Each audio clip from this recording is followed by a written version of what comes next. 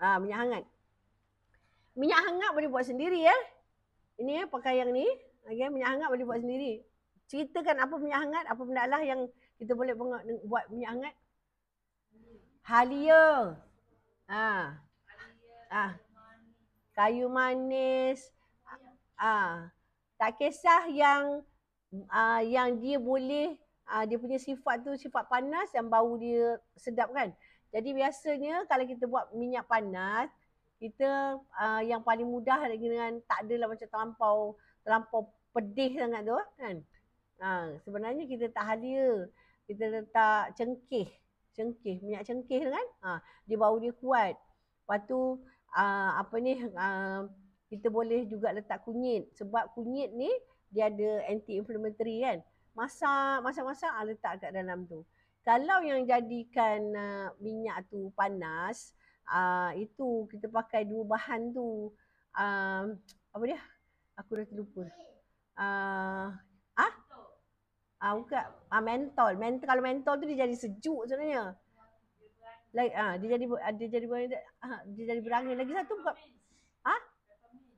Peppermint. Kadang peppermint. Tak payahlah. Kita boleh kalau peppermint pun okey juga. Dia dah buat cili kan. Okey, jadi macam bila kita dah buat itu kan kita simpan sebab kita perlukan minyak ni. Kita bila sakit sejuk kata misalnya musim-musim hujan kan.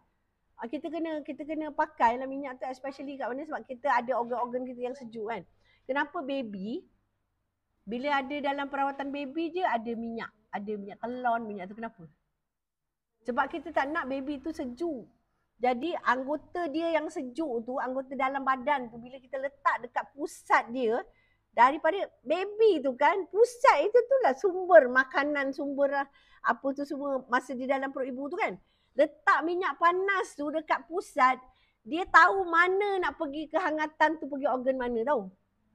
Jangan main pusat kau ni. Nampak pusat ni ada orang pusat terkeluar, ada orang pusat ke dalam. Hanya macam, ni kahwin orang jauh, pusat dalam.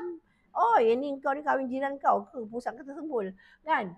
Tak, sebenarnya pusat itu kan, dengan sini tenaga magma kita adalah dekat tenaga kita punya kekuatan organ dalam kita tu adalah dekat perut dan especially kat pusat kena letak minyak hangat. Kalau rasa badan tak sedap ke, letak kat itu. Siapa biasa anak-anak saya datang, mak ni golek-golek kat katil, kau tengok berapa banyak ada minyak untuk aku tahu. Minyak untuk aku punya badan, minyak untuk aku punya pusat, segala-gala minyaknya ada kan. Minyak orang minyak kan. Jadi minyak tu kita pakaikan baby dan kita pakaikan diri kita lah hangat. Kau orang dah lah kata tak boleh nak beli zeta lah, tak ada duit. Minyak pun tak boleh buat. Minyak kena buat. Mesti ada benda yang panas dekat kita punya yang ni. Kalau kita jadi macam memang rasa macam macam selalu sangat rasa macam demam atau letih ke apa semua kan. Siapalah minyak. Minyak hangat ni penting. Pentingnya kalau kita sapu kat perut dekat pusat kita ya. Sedangkan orang batuk sesama, kita nak juga letak kat dada kan. Letak kat dada. Sebab bila dia akan menghangatkan, paru-paru dah sejuk, dia nak letak hangat. Kena letak sini, letak kat belakang semua kan.